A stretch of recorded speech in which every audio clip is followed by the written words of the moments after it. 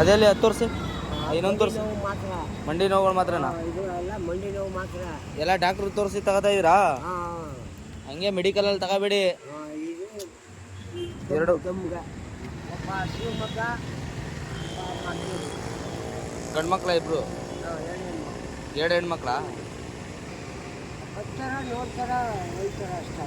ಕಾಸು ಮಾತ್ರ ಇಲ್ಲ. ಹತ್ತಿಸ್ಕೊಳ್ಳಿ ಒಳಗೆ ಬಾ.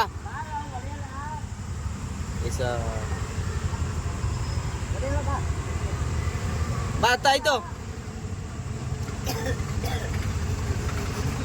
ಸ್ನಾನ